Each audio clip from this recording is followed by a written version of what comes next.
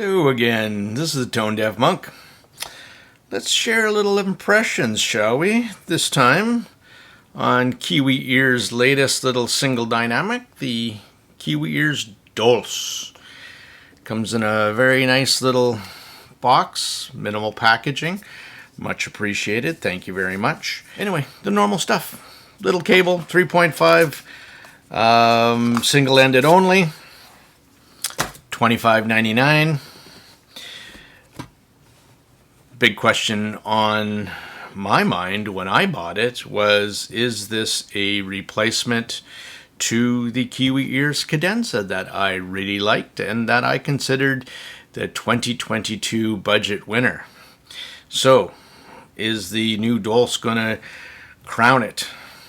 Well, let's talk a little bit about the Dolce, shall we?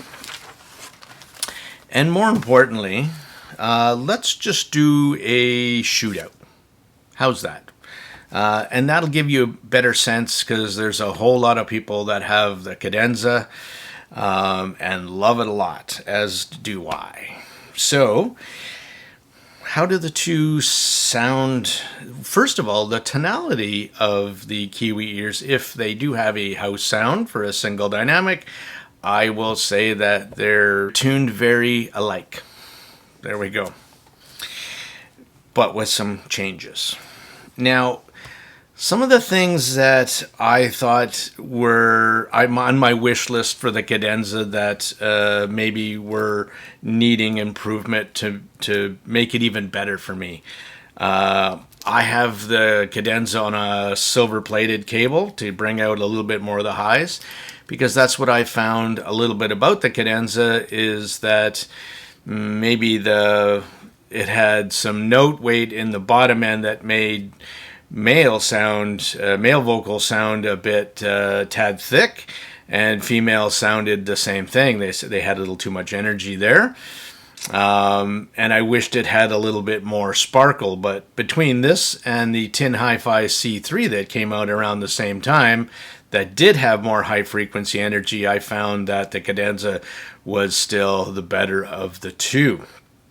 Now, the KiwiEars Cadenza versus the Dolce. Well, the Cadenza, shape-wise, shell is a little bit smaller, so it might fit into more people's ears. But I think the shell shape of the Dolce, there we go, is a little bit bigger, but it has a nicer shape overall. So fit for me was better, but not as small, so it might not fit for everybody or people with small ears, or the ladies. So there you go. But I think it's still pretty small. It should be okay for almost everyone.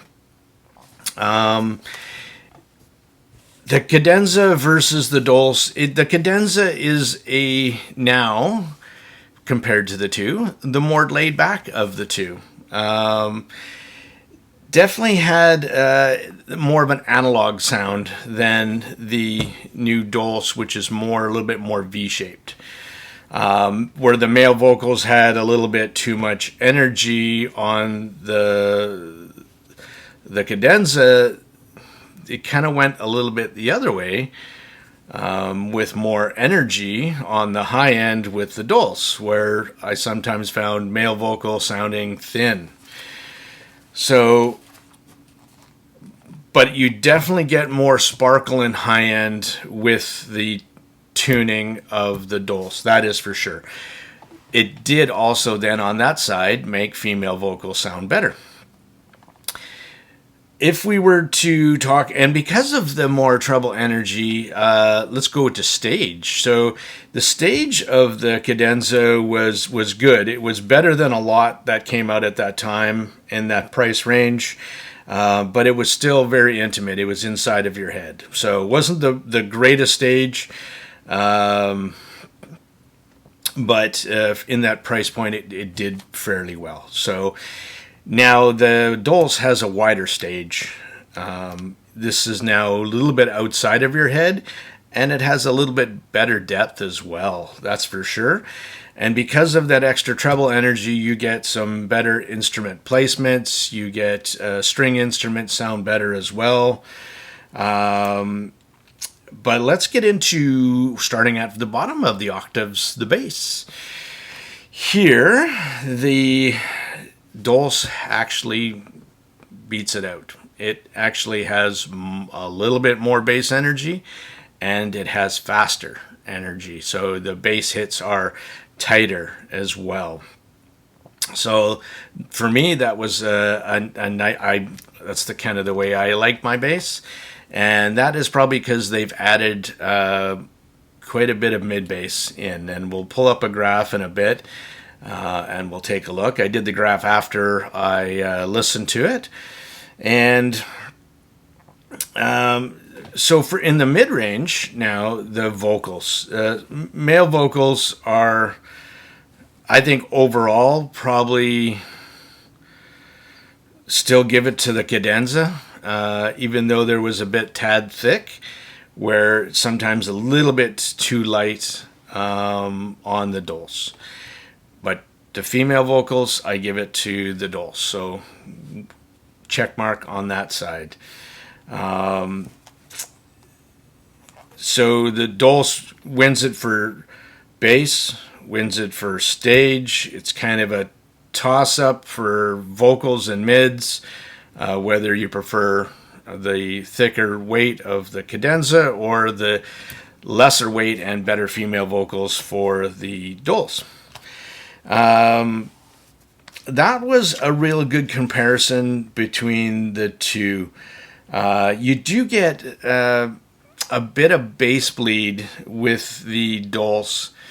So it depends on the song too. So it depends on what energy is in the song as well. So sometimes you would get a bit of bass bleed into the upper mids in the Dolce. And then sometimes if it didn't have that energy, maybe the male vocal sounded a tad thin on certain songs as well. So, but definitely female vocals were better on the Dolce. Because of that extra treble energy, now you kind of run into a little bit of, I'm not going to say problems, but I'm going to say, so on all these, I use the same tips. I use the JVC spiral dots, wide bore, where the Cadenza, I used a silver-plated cable. The Dolce, I put a pure copper cable on to tame some of this extra energy up top. And we'll pull up a graph and we'll show you why that is. But on certain tracks, the Dolce got shouty. Not all tracks, just certain tracks with lots and lots of energy, busy tracks. And again, if they had a lot of high frequency energy, Madonna, something like that, it got very close to sibilant, pushing the envelope there. So if you do like your highs, it does a really good job of giving you that sparkle and energy up top without pushing over the line. So where if you thought the Cadenza was a little too dark for you, I think you'll really like the Dolce and how that does as well. So that is really the comparison of those two, and there's two more sitting in front of me. One is the KZ DeFi, which I thought was the latest, best rendition of what they put out, and I thought it was pretty good. I also had a double dynamic driver from TRN, the TA4, which was also in the same kind of price range as well, and it did very well. It was probably closer to the tonality of the Dolce in a double dynamic driver, and but let's go to what the DeFi did versus the DeFi was in the up, up, down, down position with the tunable switches on my version. And so that one had a little bit less. I tuned it down to a little bit less bass energy to try to bring out some more of the highs. And in that configuration, that actually is very much closer to the Cadenza. That's when I was A-Bing those two, and I was like, wow, that really, they sound very similar. You get more highs still with the D-Fi than you did with the Cadenza. So again, you got better vocals, male and female, smoother, more forward as well. So for vocal wise, the Cadenza and the D-Fi would have been a better, smoother Cadenza. But how did it do against the Dolce? Well, the D-Fi, it didn't have as much high-end energy. I found I wanted a little bit more, and that's where the Dolce comes in. Definitely more sparkles, more open, wider soundstage as well. So I would say that the KiwiEars Dolce is probably a little bit more V-shaped than the D-Fi, where the D-Fi is smoother. It depends on what you're looking for. Now, last one up on the list was the Truth Ear Ola, which I consider the best sounding, best value budget IM still. It came out early this year, and it has yet to be trumped for my recommendations and my preferences over any budget IM. The Dolce has more bass and faster bass than the Ola. But where the Ola nailed it was the quality of the bass, and it goes lower. It is a nicer sounding, more organic bass than the Dolce does. And that's probably because a little bit less mid-bass energy. This just sounds more natural in the bottom end for sure. In the Dolce, in the high end, it versus the Ola, again, more treble energy, more sparkles. But the male vocals on the Dolce sound thin compared to the Ola, which sounds very correct. If I were to take the Cadenza vocals and the Dolce vocals and I put them smack dab in the middle, but a little bit more organic and better natural sounding, Truth Ear Ola. That's where that one came out. Where the male vocals had a little bit more note weight than the Dolce, it made them sound right. Females, again, was very spot on and smoother. Definitely a more balanced sounding IM than, well, the D-Fi is also as well, but didn't quite get to Ola level of smoothness or balance, in my opinion. This has the most natural stage out of all of them, for sure. It just sounds like it's trying to play music in the most natural way versus the other three. So, or four if you count the TRN TA4. I'm not going to do a review on that one. I think it's pretty good, honestly, for a double dynamic driver, but there's no need to do that when the Truth Ear Ola can get there in a single dynamic as well. So no point of adding drivers when you really sometimes don't need to, that's for sure. Give me the quality over the quantity. That's what I say. Anyway, that's the shootout that I wanted to do, and I wanted to bring some attention to the KiwiEars Dolce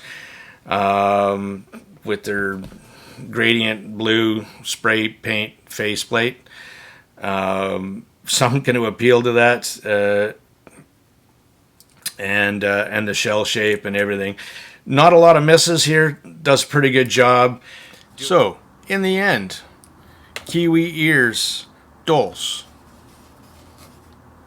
I think they missed the mark a little bit on the tuning. Is there a better choice out there? I think there is still, and that would be the Truth Ear Ola.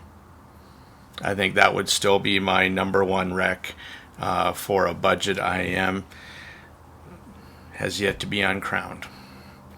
Thank you much for watching. This is the Tone Deaf Monk.